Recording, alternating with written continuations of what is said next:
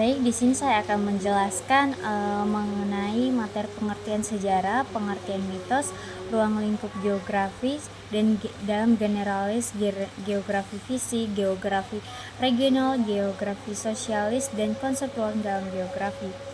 Nah, pertama-tama kita harus mengetahui mengenai sejarah. Nah,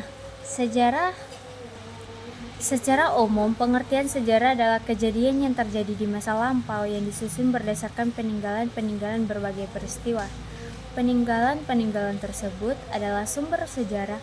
Sejarah dapat juga diartikan sebagai cabang ilmu yang mengkaji secara sistematis keseluruhan perkembangan, proses perubahan, dan dinamika kehidupan masyarakat dengan segala aspek kehidupannya yang terjadi di masa lampau sebagai acuan untuk pembelajaran ilmu sejarah.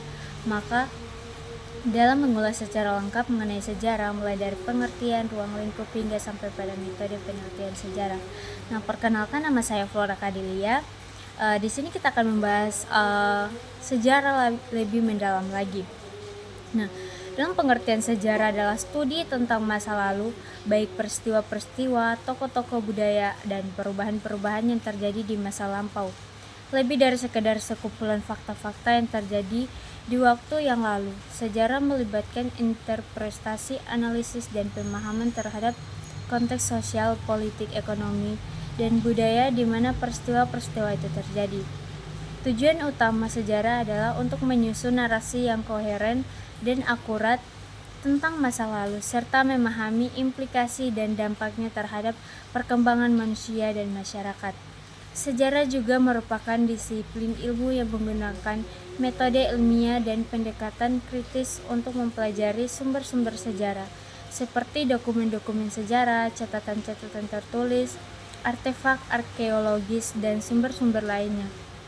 Dalam sejarah, melibatkan pengumpulan data, analisis, interpretasi, dan pembuatan kesimpulan yang berdasarkan pada bukti-bukti yang ada. Dengan mempelajari sejarah, kita dapat memahami akar dari situasi-situasi, peristiwa-peristiwa, dan fenomena-fenomena yang di masa kini. Sejarah juga membantu memahami perkembangan peradaban manusia secara lebih luas serta memberikan wawasan tentang nilai-nilai, konflik-konflik, dan pencapaian-pencapaian yang telah membentuk dunia seperti yang dikenal saat ini. Dalam sejarah juga ada mengenai mitos. Nah, mitos merujuk pada cerita atau narasi yang mengandung elemen-elemen supernatural, simbolik, atau alegoris. Mitos seringkali menceritakan tentang asal-usul dunia manusia, dewa-dewa, atau kejadian-kejadian penting lainnya dalam sebuah budaya atau masyarakat. Mereka seringkali diwariskan secara lisan dan generasi ke generasi dan dapat menjadi bagian integral dari identitas budaya suatu kelompok atau komunitas. Lebih dari sekedar kisah-kisah fiksi, mitos seringkali berfungsi sebagai cara untuk menyampaikan nilai-nilai keyakinan dan pengetahuan yang diperoleh dari pengalaman. Dalam sejarah ini ada beberapa unsur, yaitu ruang, waktu, manusia. Nah, dalam sejarah, manusia diposisikan sebagai subjek sekaligus objek. Subjek sejarah merupakan penentu jalannya sejarah. Manusia di dalam peristiwa sejarah menjadi sentral atau pemegang peran. Oleh karena itu, keberadaan manusia dan segala aktivitasnya sangat menentukan di dalam suatu peristiwa. Kedua itu ada ruang. Nah, ruang unsur penting dalam sejarah berikutnya adalah ruang merupakan dimensi tempat manusia dapat menghasilkan sejarah. Peristiwa sejarah dapat dikenali secara detail dengan meninjau tempat kejadian atau peristiwa yang berlangsung. Biasanya akan ada jejak seperti benda-benda yang digunakan, bangunan, dan bentuk-bentuk tertentu. Sejarah membicarakan peristiwa di masa lampau dan membahas aktivitas manusia berdasarkan dari kurun waktunya karena waktu menjadi unsur penting dalam mempelajari sejarah. Berikutnya ada itu ruang lingkup, di mana ada geografis generalis, geografi sosialis, geografis fisik, geografi regional, dan konsep ruang dalam geografi. Yang pertama itu ada pengertian geografi. Nah, yang kita ketahui geografi sebagai salah satu disiplin ilmu yang mempelajari lingkungan beserta segala fenomena yang terjadi beserta manusianya. Tak hanya bumi, objek juga dipelajari dalam geografi adalah ruang angkasa di permukaan bumi. Hal-hal yang dipelajari misalnya masalah penduduk, flora fauna, udara, iklim, dan segala sesuatu ada hubungannya dengan bumi. Nah, geografi berasal dari bahasa Yunani yaitu geo yang berarti bumi dan graphein yang berarti tulisan. Jadi secara harfiah, geografi merupakan tulisan tentang bumi. Oleh karenanya, geografi sering juga disebut sebagai ilmu bumi atau ilmu yang mempelajari tentang bumi. Dipelajari dalam geografi bukan hanya mengenai permukaan bumi saja, melainkan berbagai hal yang ada di permukaan bumi, di luar bumi, bahkan benda-benda di ruang angkasa pun turut menjadi objek-objek geografi. Pertama yaitu geografi generalis. Geografi umum banyak membahas tentang karakteristik permukaan bumi secara umum. Kajian geografi ini dibagi menjadi 3 bagian, yaitu yang pertama terestrial, adalah pengetahuan mengenai bumi secara keseluruhan dan juga meliputi bentuk serta ukurannya. Kedua itu astronomis, adalah pengetahuan mengenai hubungan bumi dengan bintang atau benda langit. Kajian geografi ini merupakan bakal kemunculan ilmu kosmografi.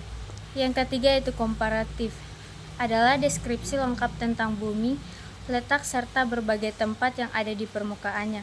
Kajian geografi ini membahas bumi secara keseluruhan dan sifatnya detail. Kedua ada geografi sosialis. Geografi sosial adalah cabang geografi yang mengkaji aktivitas atau perilaku manusia di bidang sosial budaya. Geografi sosial berfokus pada aktivitas kehidupan manusia lengkap dengan interaksi yang dilakukannya dengan lingkungan.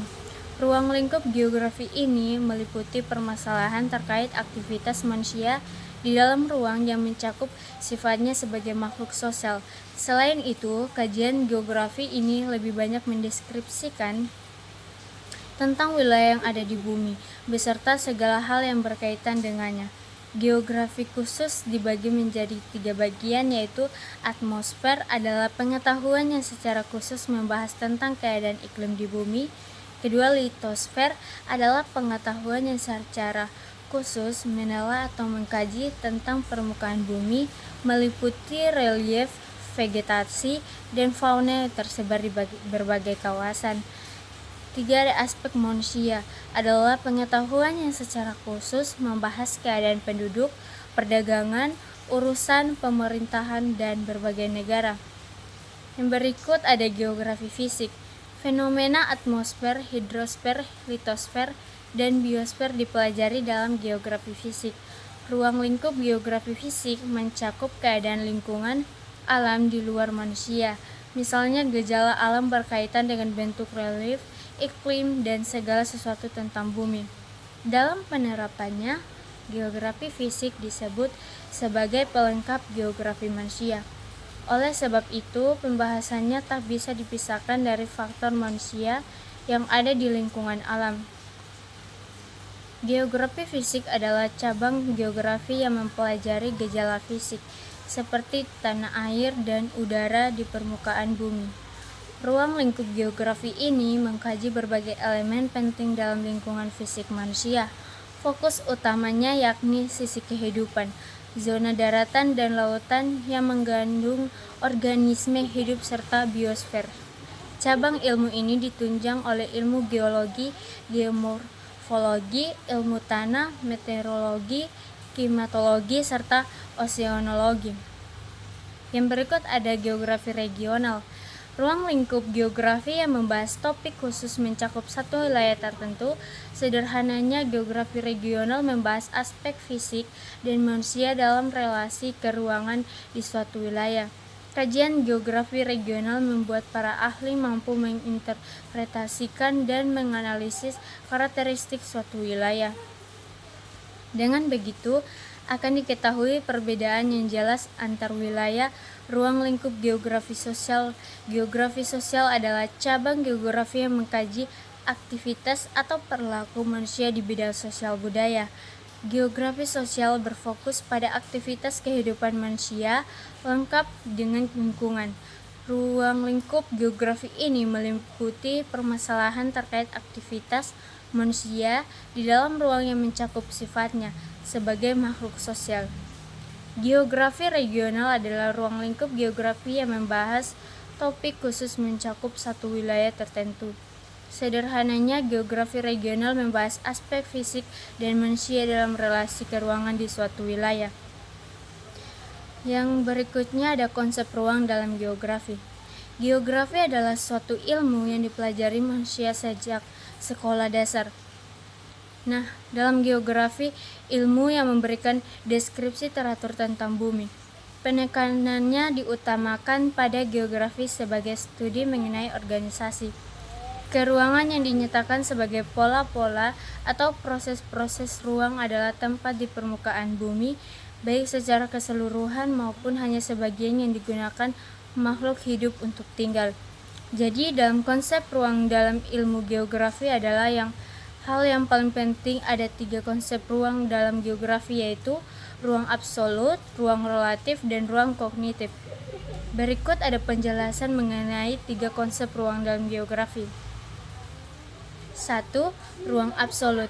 Ruang dalam geografi yang pertama adalah ruang absolut dari ruang sebagai titik referensi mutlak yang tidak bergerak untuk menjaga sistem inersia yang ada di dalamnya.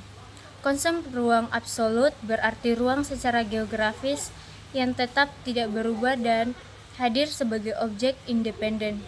Jadi, pengertian ruang yang didefinisikan pada garis lintang dan bujur merupakan pengertian dari ruang absolut. Misalnya ruang kota Jakarta yang terletak dalam 600 lintang selatan bujur timur.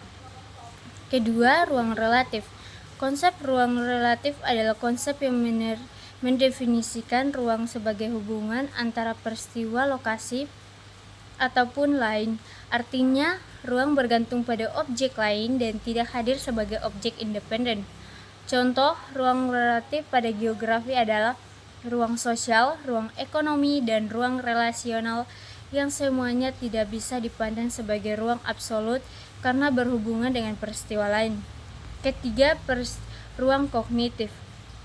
Ruang terakhir dalam geografi adalah kognitif. Dalam ruang kognitif didefinisikan diukur dalam hal nilai, perasaan, keyakinan, dan persepsi. Jadi, ruang kognitif merupakan ruang yang dikenali atas interaksi manusia dan lingkungannya. Contohnya dalam ruang kognitif itu yaitu ruang perilaku jalan, landmark, dan juga lingkungan. Sejarah bukan filsafat. Nah, lain halnya dengan filsafat, sejarah dapat dikatakan tidak ilmiah jika berhubungkan dengan ilmu filsafat. Yang pertama ada sejarah sebagai ilmu yang konkret dapat menjadi filsafat yang abstrak. Nah, sejarah dimoralkan dapat terlihat dari peristiwa politik, mana sejarah amat dipengaruhi oleh teologi, terutama oleh doktrin-doktrin gereja Katolik yang memegang pada saat itu posisinya sangat menguat dan mempengaruhi kelangsungan peradaban di Eropa, sehingga penulisan dan deskripsi sejarah sangat erat kaitannya dengan penyebaran doktrin-doktrin gereja dalam upaya mempertahankan posisi doktrin-doktrin gereja sebagai sumber utama doktrin kehidupan sosial, politik, budaya, dan agama. Tidak hanya terjadi pada masa abad di pertengahan, di abad ke-19 sejarah pun digunakan sebagai alat nasionalisme maupun Marxisme yang memegang pada abad itu sedang tumbuh subur. Perlunya dipahami lagi bahwa filsafat bersifat abstrak atau pikiran dan spekulatif atau angan-angan. Dalam arti kata filsafat berbicara tentang pikiran-pikiran umum yang berupa hipotesa, sedangkan sejarah berbicara tentang hal yang memang benar-benar terjadi yang objeknya adalah manusia. Filsafat dimaksud adalah manusia secara umum yang hanya ada dalam gambaran angan-angan saja. Sedangkan sejarah membahas tentang manusia yang bukan secara umum, melainkan manusia secara spesifik berdasarkan persebaran dan memiliki karakteristik yang berbeda antara ruang dan waktu. Nah, berikutnya adalah sejarah bukan ilmu alam. Nah, sejarah memiliki perbedaan dengan ilmu alam dalam metode penelitian, objek penelitian, sifat pengetahuan, dan tujuan penelitian. Ilmu alam menggunakan metode ilmiah yang objektif seperti eksperimen dan analisis data kuantitatif untuk mempelajari fenomena alam seperti atom dan planet. Sementara itu, sejarah mengandalkan metode historis dan subjektif seperti penelitian, arsip, dan interpretasi, dan kualitatif untuk memahami peristiwa manusia di masa lampau seperti perang dan revolusi. Ilmu alam menghasilkan pengetahuan objektif dan universal, sedangkan sejarah menghasilkan pengetahuan subjektif dan kontekstual yang dipengaruhi oleh perspektif sejarawan. Tujuan ilmu alam adalah memahami dan menjelaskan hukum alam, menginterpretasikan peristiwa manusia di masa lampau. Sejarah ilmu alam saling melengkapi dengan sejarah dapat menggunakan perspektif historis untuk memahami perkembangan ilmu pengetahuan, bukan sastra. Sejarah dan sastra meskipun sama-sama menggunakan kata-kata narasi memiliki perbedaan mendasar dalam tujuan dan metode. Sastra mengeksplorasikan imajinatif, emosi, dan pemikiran penulis sebagai karya fiktif seperti novel dan puisi bertujuan untuk menghibur, menginspirasi, atau menyampaikan pesan moral. Sebaiknya sejarah berfokus pada rekonstruksi dan interpretasi peristiwa masa lampau berdasarkan bukti-bukti yang dapat diandalkan. Dengan tujuan memahami dan menginterpretasikan masa lalu, sastra menggunakan imajinasi dan gaya bahasa untuk menyampaikan pesan, sedangkan sejarah mengandalkan metode historis seperti penelitian, arsip, dan analisis sumber primer. Keduanya saling melengkapi dengan sastra memberikan perspektif dan wawasan tentang masa lalu, dan sejarah memberikan konteks latar belakang bagi kata sastra.